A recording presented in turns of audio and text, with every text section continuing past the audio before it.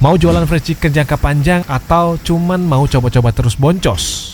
Faktanya, 8 dari 10 pengusaha fried chicken gagal bukan karena nggak enak, tapi karena nekat. Nekat pakai alat seadanya dan zero knowledge soal produksi. Saya nggak mau itu kejadian di kamu, jadi luangkan waktumu sebentar buat catat 5 jebakan ini.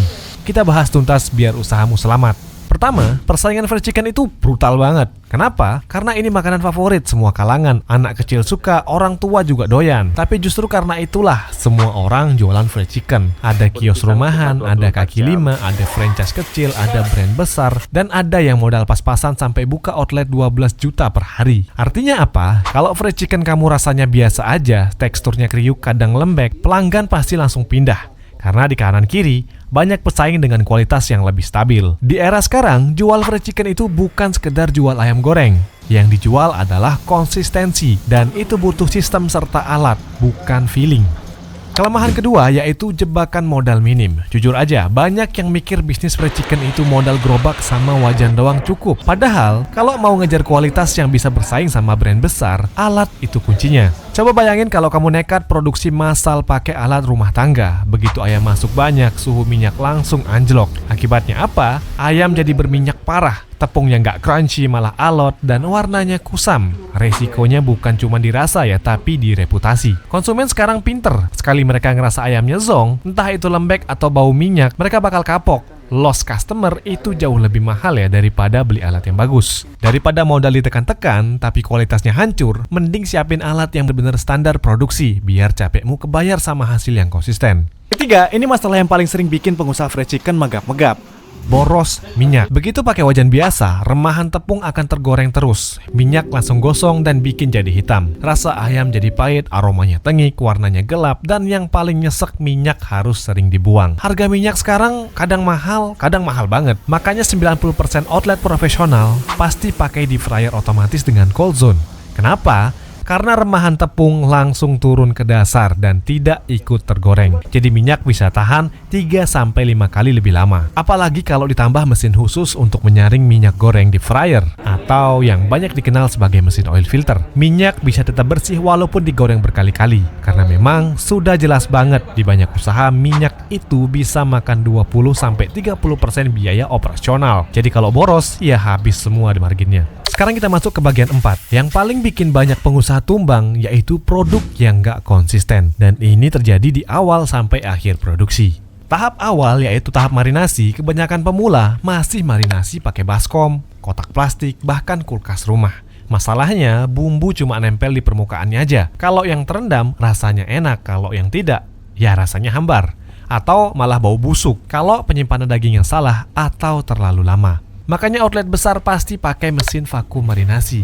Dengan tekanan vakum, bumbu ditarik masuk ke daging dalam hitungan menit, bukan jam. Ayam jadi tetap fresh dan hasilnya ayam lebih juicy, lebih lunak, tidak amis dan rasanya rata dari luar sampai dalam. Kemudian di tahap penepungan, tepung itu sensitif ya, begitu meja penepungan nggak steril, tepung gampang banget tercemar air. Tepungnya jadi gumpal dan hasil akhirnya kulitnya keras. Ada bagian tepung yang mentah dan warnanya tidak cantik. Makanya di restoran profesional juga pasti ada meja dusting khusus yang terbuat dari material stainless steel seperti ini. Supaya tepung tetap kering, SOP breathing stabil, dan keritingnya muncul dengan konsisten. Sekarang kita bahas jantung produksinya, teknik menggoreng. Banyak yang nanya, apa sih bedanya wajan biasa sama deep fryer? Kan sama-sama panas. Jawabannya ada di konsistensi dan penghematan. Pakai wajan itu, musuhnya di kapasitas dan borosnya. Sekali goreng cuma bisa sedikit, kalau dipaksa banyak, suhunya bisa ngedrop dan ayam bisa gagal matang. Minyak juga cepat kotor, harus nyaring minyak manual setiap selesai goreng. Dan kalau nggak disaring sekali aja, langsung hitam karena sisa tepung gosong terus di dasar wajan. Bandingkan sama deep fryer otomatis yang ada cold zone-nya. Pertama, kamu bisa goreng batch banyak sekaligus tanpa takut suhu anjlok. Gas lebih hemat. Nah, kedua, minyaknya panjang umur.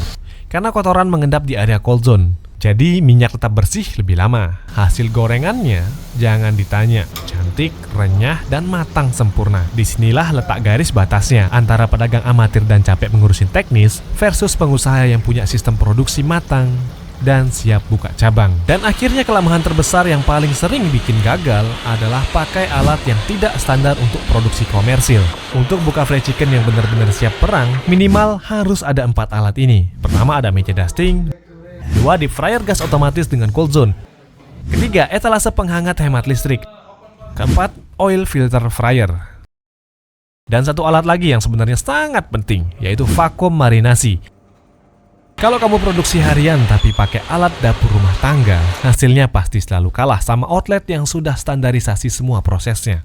Kesimpulannya, kelemahan usaha fried chicken itu seringkali bukan karena kurang enak, tapi karena kurang standar. Resep sederhana dari YouTube sekalipun, kalau digoreng pakai alat profesional, hasilnya bisa jauh lebih premium dibanding resep mahal tapi goreng di wajan biasa yang suhunya naik turun.